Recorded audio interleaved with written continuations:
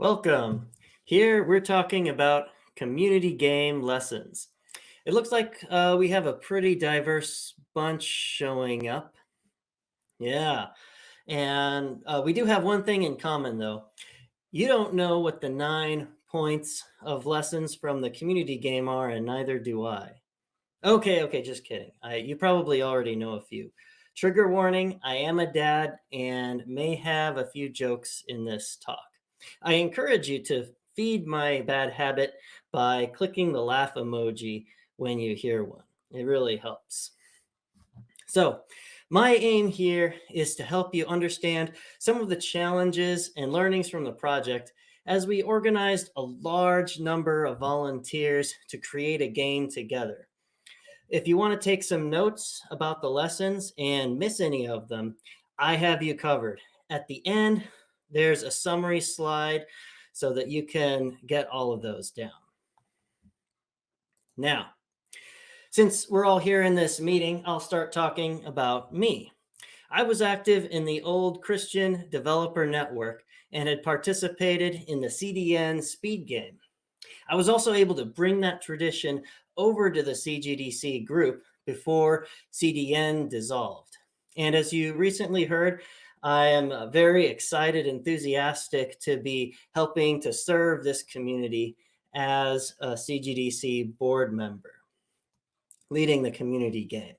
Professionally, I work in the tech industry, first as a software engineer for over 10 years, and then moving into technical leadership. For the last year and a half, I've been in product security for my department. And as you can see from the pictures, I love hiking and camping with my beautiful wife from Hong Kong and energetic son. He just had his 11th birthday in December. We've been to Arches National Park, Bernie Falls, Yosemite, Yellowstone, and many other wondrous places in God's creation. Yosemite brings back memories. They have this ginormous rock called Half Dome that takes up to 12 hours to hike up it. Some people like to just look at it, but I say they're just taking it for granted. Games have always been in my mind. I started off as a gamer when I was young and quickly wanted to make my own games. I currently partner with Phil Conrad on Exodus Vigil here with Bible Bite Games. It's a story-driven puzzle game currently in alpha phase. It's based on my book, Exodus, God of the Slaves, which tells the familiar Exodus story from an Egyptian perspective. You can find that one on Amazon. Now, 2.5 years ago, I pitched an idea to some of the CGDC board members at the conference. As I looked around at the expo and sessions, I saw a lot of really talented people: game designers, programmers, artists, musicians, storytellers, marketing folks, and more. Everyone was working on their own game or team, and God dropped a thought in my head. What could we do if we all came together to work on the same game? I called this idea the community game. Now, the vision God gave me wasn't just to make a game. Vince, in the video game production pipeline talk, mentioned that religious games are a failed genre, something to that effect. So my vision for the community game is to improve the quality of Christian games by leveling up our Christian game developers with the goal of breaking into that Christian game industry. To do this, I created a volunteer group with the mission to create free Christian multiplayer games. The idea is that through this experience, we could have all of the different bringing all of the goals of breaking into that Christian game industry. And it's through this experience that God would improve the quality of our games year over year. So, wanting to start off on the right foot, I found a book reduced your problems by 50%. Naturally, I bought 2 of them. But in spite of that, there were some problems that arose. And the first problem I saw was that people had their own game projects. Why would they want to volunteer for another one? Working on other game projects or something greater than yourself, working with others can be a natural tendency that people have. But sacrificing time on your own personal project sometimes requires motivation. The motivation I had in mind was control. No, not mind control, but mind that I control the flow of this point here. As the leader, giving that control away to others so that they can really feel like this project is theirs. It's the community game, not the Kris game. Since I wanted to attract folks from all different Christian denominations, the issue of differences of theology came up. How should we handle something in the game where denomination X says one thing, but denomination Y says something else? This kind of thing can really start a religious war about religion. The direction we agreed on was to just avoid it.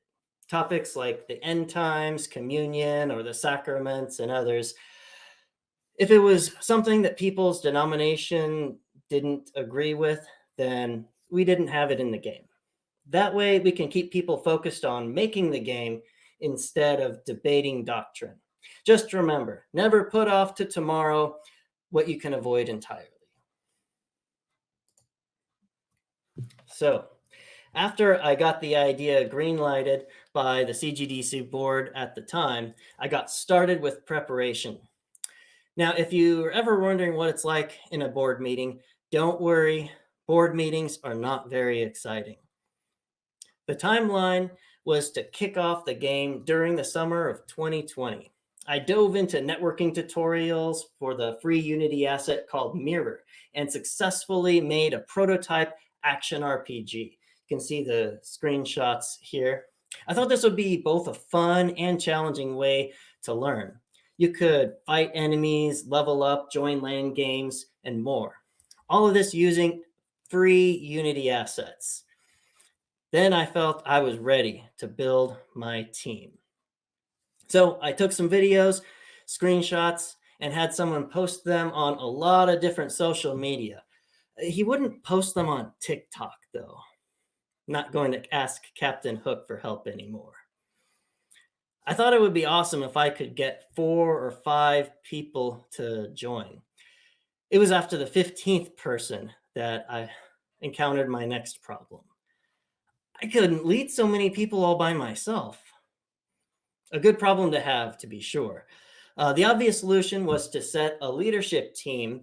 And before we started any of our work, I approached people I viewed who may be good leaders and asked them if they would lead in their area of expertise. Now, I could effectively lead the whole group without having to lead everyone individually. So when it came time to choose the game to develop, we chose among the volunteer game ideas and had over 100 people interested. The leaders of each area had upwards of 7 to 15 people on their teams. The volunteers submitted about 60 ideas, from which we whittled it down to 6, the top contenders, through a voting process. But ultimately, as the leader of the project, I made the final decision on what game idea we chose, using the input from the different team leads. One ground rule that we had was that this would be a game for PC. Some people disagreed with that. They argued for PlayStation or Xbox, and well, we just couldn't figure out how to make it work. I tried to make them feel better about it, but they were inconsolable. I did get a submission from Han Solo. Yeah, I couldn't believe it. It was a first-person shooter. So things looked great. We chose a 3D action RPG game based on the dreams and visions of Daniel, entitled Dreams and Nightmares. Excitement was high. We all looked forward to making this great game for God's glory. Unfortunately, I already made my first big mistake, and I didn't even know it. Perhaps it was my inexperience at work or my unbridled optimism at the time. But there were some warning signs that I either missed or ignored. That warning sign was about the leader of the art team or art director that I picked. I'd asked all the leaders to provide input on each game idea, including feasibility. The art director wasn't able to get a clear reading from the team about time commitment and ability, so his estimate was based on his intuition from the number of volunteers. This problem was further compounded because the time required to lead the team was greater than the time he could actually commit. This caused a crucial link in the chain to break, from which the art team began to spiral out of control. As time went on, these signs continued to go either unnoticed or unheeded. Demands on the art director's time and personal and work commitments became so great he wasn't able to even reply back to messages. The asset information outlined by the design team was not making it to the eager people who wanted to work on it. At this point, artists became frustrated and discouraged because they wanted to contribute but didn't know how. Many simply left. But I did finally recognize and address the problem.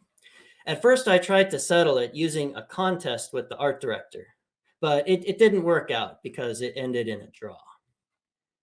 Now, we got a new art director who began connecting the artists to the work, and art started coming slowly. When the art team lead needed to step down, I had to sacrifice our program manager, Jason, to lead the art team. Unfortunately, though, the damage had already been done, and the art team was in a constant state of catch-up. The key takeaway here is to look out for the warning signs and come up with a plan as soon as possible. If I'd heeded the warning signs I saw at the beginning of the project, then we would be able to avoid all of these frustrations that happened later. We would have been able to accomplish so much more at the end of the project. Another challenge that set us back was on the programming side of things. If anyone wants to know how programming works, I know a good song to explain it. 99 big old bugs in the code, 99 big old bugs. Take one down, patch it all up, 100 big old bugs in the code. The best part about that song, which is also the worst part about that song, is it never ends. But programmers know what I'm talking about. Now, we'd planned to do procedural level generation. And that means every time you play the game, levels will be different. It enhances replayability of the game at the cost of being a more complicated system. The complexity played a role in the setback, but the biggest factor was the lack of communication between the game designers and the programmers. So what happened was the programmer for this system went ahead to design the code for procedural generation, making a few assumptions along the way. Now, making assumptions can be a way to make fast progress, but depending on how wrong these assumptions are, you'll need to rewrite code. The programmer assumed the game would be small rooms and hallways with corridors, but the game designers were thinking about large, open, outdoor spaces. We had three issues collide here to create a perfect storm. One, the miscommunication caused large chunks of the code the programmer wrote to be wasted. Two, the programmer who coded the system stepped away and nobody else understood it. And three, because procedural generation is a complex problem to solve, the barrier to change the code was high. But the decision was made in the development team to re-implement procedural generation. And they used some static instantiating of each of the different rooms in the code. Technically, the rooms were generated at runtime, but the spirit of procedural generation envisioned by the game designers was broken. Unfortunately, this decision was not known by the rest of the team, including myself, until well over halfway through the project. And after discussion with the team, we just decided we did not have the time to continue with procedural generation the way that it was envisioned, so we abandoned the idea. The design team pulled some heroics and designed and implemented custom hand-assembled areas to make the levels fun and engaging to play through. Luckily, I'd already learned a lesson about seeing the warning signs and making a plan ASAP. However, the key learning here was to ensure solid communication between people of different teams. Our lead game designer, Brandon, had a really clever idea of cross teams that brought people from different disciplines together around a common game system, like enemies or items and combat. I did my best to keep meetings to a minimum, but there were some meetings that people couldn't skip. There was this one mandatory meeting where I told this really funny joke, but I can't say it now because you had to be there. Well, it was a virtual meeting, and some people didn't even think it was remotely funny. But you can't please everyone. For the next game project, Space Beasts, I started doing deep dives into the systems of the game in early development.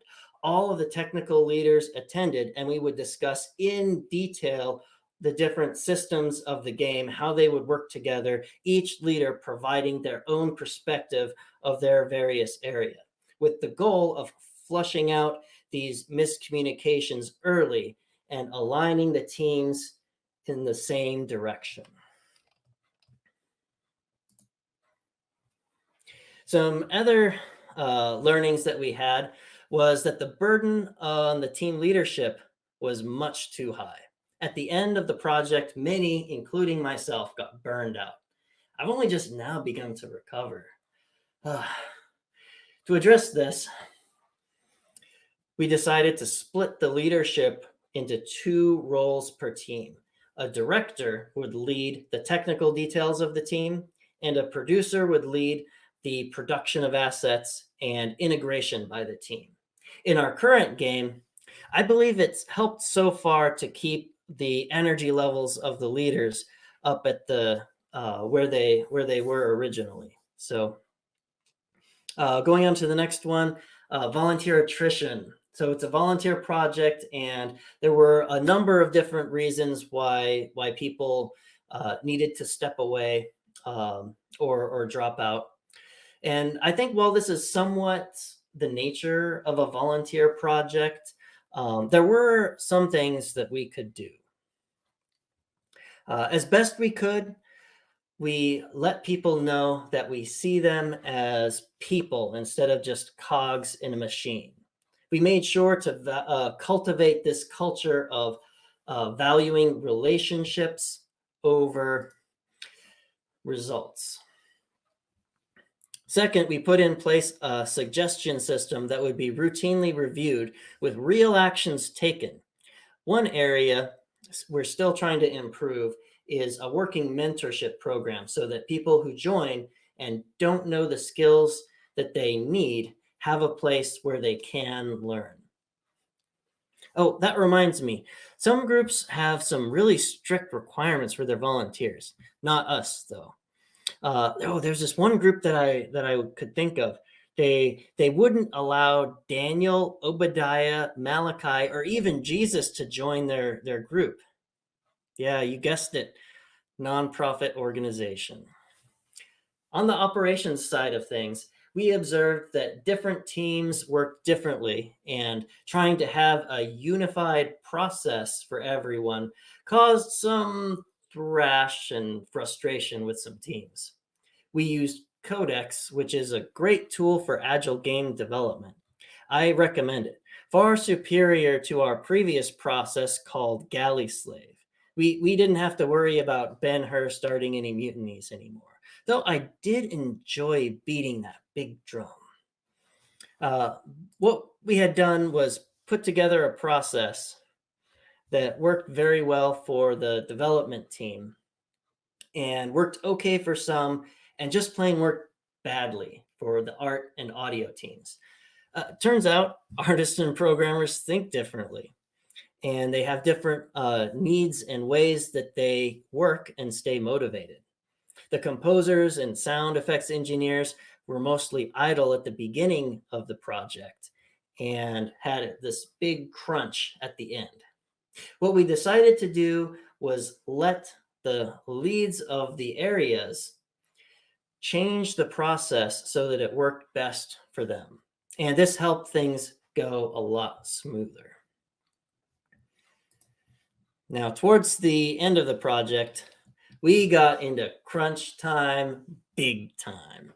And one element of the game was not ready yet: the cutscenes between levels. We'd planned for 2D cutscenes with some basic animation that followed lines from our voice actors.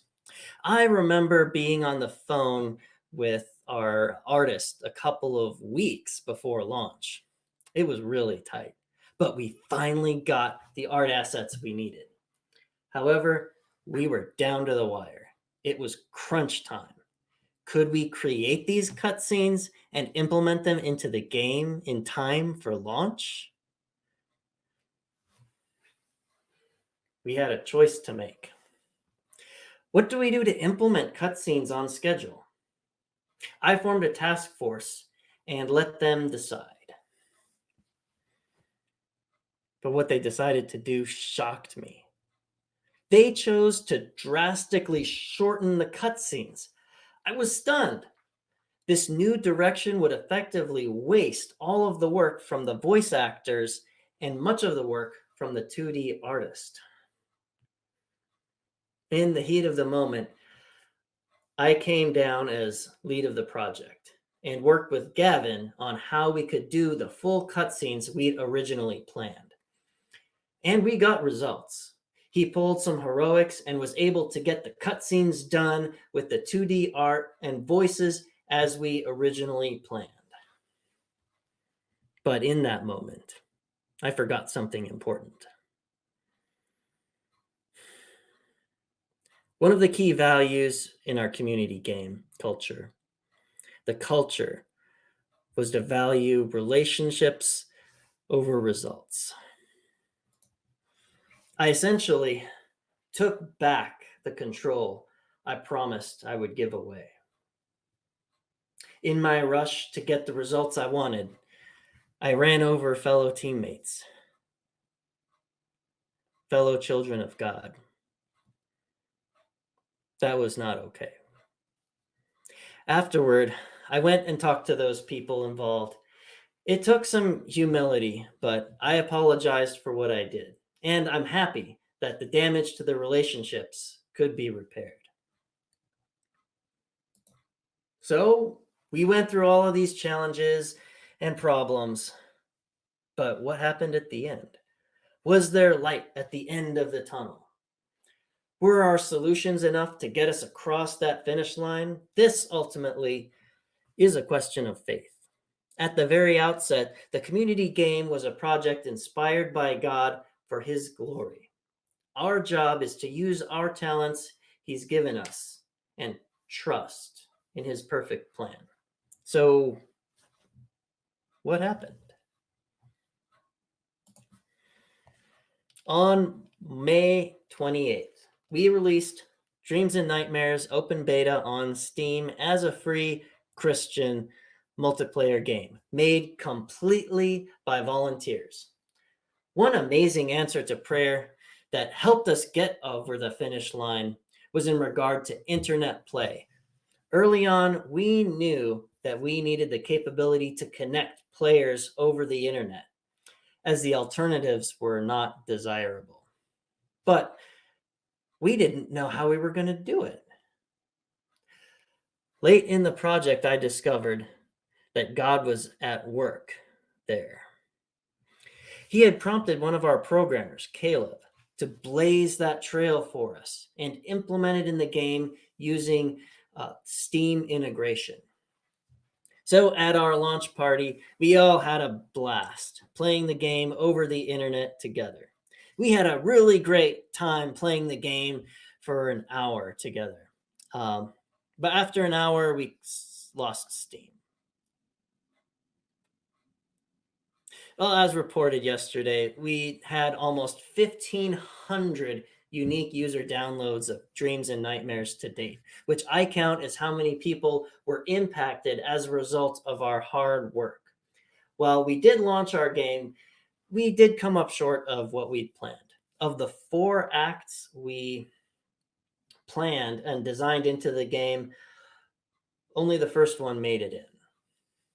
There is talk about going back to Dreams and Nightmares after we release our current community game, Space Beasts, and continue to add more content to it. So that's still on the table. But one of the best parts of this project,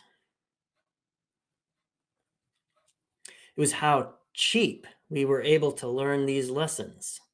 Yeah, many companies and studios spend tens, hundreds, thousands of dollars, even millions of dollars, only to come up with some list of lessons to show for it.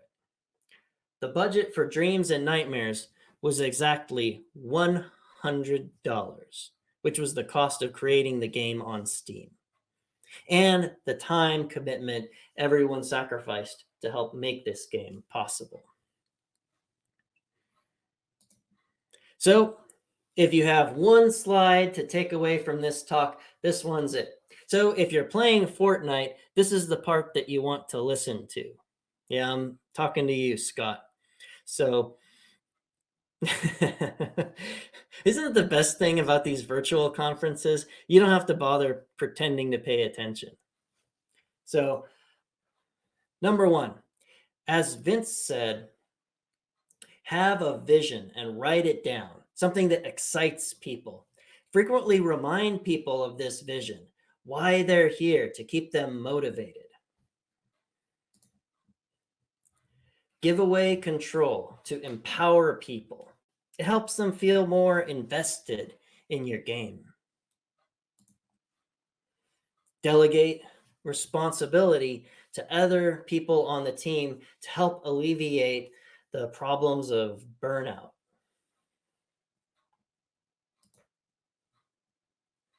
When warning signs come up, do not ignore them.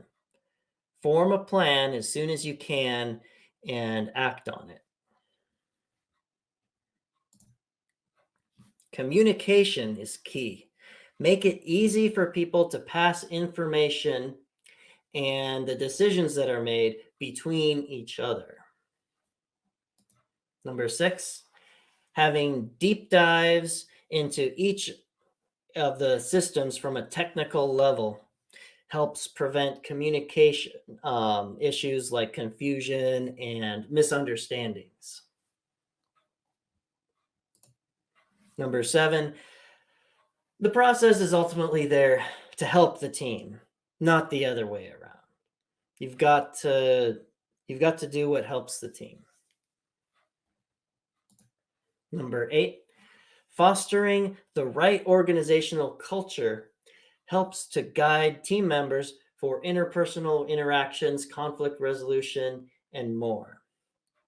There's a lot there to choosing the right organizational principles or culture. That can be a whole other separate talk. But this leads nicely into number 9, value relationships over results. People want to feel appreciated for who they are and recognized for their expertise and accomplishments. And you can take this lesson with you anywhere you go. But the most important thing is to pray. It works. We were missing a key role. I prayed and God provided. All of these challenges, tests, and trials we went through using prayer. Pray, pray, pray, and pray some more. So if you're interested in helping out, maybe you heard something that sparked something in your head, and you want to get involved in this project, I have some links here to help you take that next step. At the beginning of the conference, Jack Dunbar talked about how you can turn your idea into a game and gave some really good tips about how to do that. I love that exercise of building a game in the actual talk. That was really neat. And I hope that through you seeing my way of bringing this idea to reality, that it could be something that helps you out. I must say it's been a real dream to speak to you today, and I hope it helps you to avoid any nightmares on your project. And I'll be sure to create some space for you to ask questions and tackle any of those beastly topics. So let's move on to Q&A. Take a look at some of the questions that we have here. Let's see, do we have some questions? Yes. Phil Conrad asks, what type of resources and skill sets do you need right now on the Space Beasts community game? That's a very good question. Well, first of all, I think that we need people who are eager and enthusiastic to share their skills um, and work on just having that motivation. Self motivation is very good. Eagerness to learn, but some specific skills that I would in particular that I think that we've maybe been lacking some is more on the art side right now, particularly 2D and 3D, and then some texturing. I think those would be uh, some specific ones that I would call out at this time. Next one from Tim. Can you give us the nickel summary of the next community game, please? That's a good question.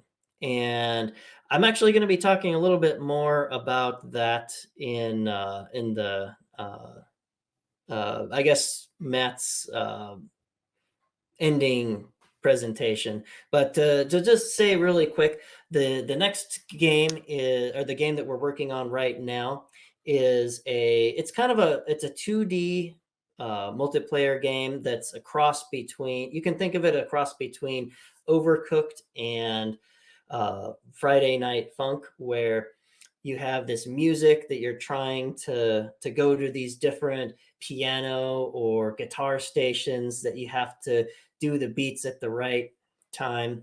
So it's looking to be pretty fun. It's let's see what else. I think I mentioned it's a 2D game this time. Good question. From Scott Jacobson. Oh, Scott number 1 Jacobson. Are you feeling your experience with this might lead you into a position of being a producer? That's another good question.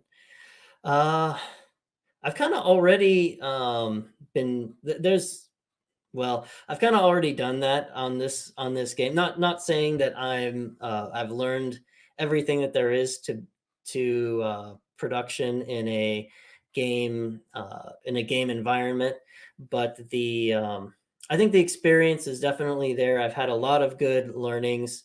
Like I said, a very cheap in terms of money involvement. My wife would maybe say differently on the time. So that may be something that I might look at later on. Right now, though, I still have my day job that I still plan to work at. But yeah, good question. What else do we have? Hunter Thornton. What kind of timetable do you have for the current game? I should have that off the top of my head. That's a good question. Somebody could put that in the chat. Maybe see, I see a few of our community game folks here. I think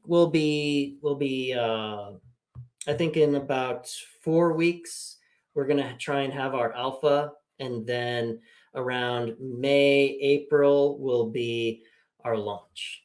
Oh yeah, Aaron VC, launch date is April 4th. Thank you. For those that missed the chance to screenshot, could you put the final notes slide back up? All right. You know what? I'll do that towards the end, and then you can maybe I'll leave it up for about 30 seconds or so. Matt will give me some kind of a note, and I'll get that up there for you. Awesome. Do you expect 2D nature of the new community game will allow more artists to participate? From Scott Jacobson.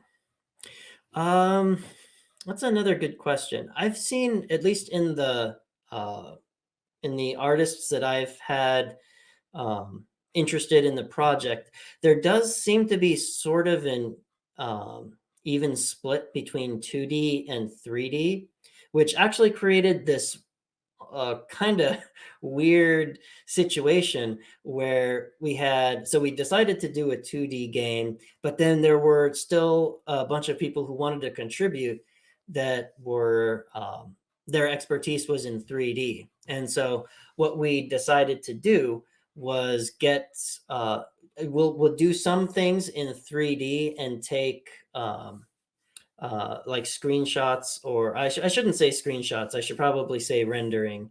That's probably a better artistic name for that process. As you can tell, I'm a programmer guy, but at least in our project, since we're kind of taking whoever wants to contribute, it's just kind of pros and cons, I guess. 2D feels like, when you think about a game, 2D feels easier. But if everybody who wants to help out with the game has 3D experience, then you've got a situation that you need to figure out. And that's kind of a little bit of what we ran into. So it looks like that was the last question. So let me flash up the slides again. Give me a moment to get this up. Yeah, I hope everybody had a good time here. Maybe laughed at some of my jokes and learned something. So yeah, number 1, have a vision that excites people. Number 2, be willing to give away some control. Number 3, actually going back to number 2, since I've got another couple of minutes. There have been game projects that I've seen fail because, for whatever reason, the person in charge wasn't able or not willing to give away control, and that caused people, it just kind of drove people away. So I think that's one of the important things about retaining the talent. If you've got somebody who's really good at what they do, give them some responsibility, give them some control. Delegate. Number 3, delegate to others with separation of duties. Number 4, heed warning signs and form a plan. Number 5, create easy ways for people to communicate with each other. Number 6, deep dive into game systems. Number 7, fit the process to the team, not vice versa. Number 8, establish organizational principles, value, and culture. And 9, value relationships over results. Okay. So I would like to very humbly and sincerely thank all of the efforts of everyone who contributed. I have the credits here. I appreciate your hard work, and I know God sees it as well. And to all of you who attended, Thank you for attending. I hope these lessons were useful to you in your own personal and commercial projects. God bless.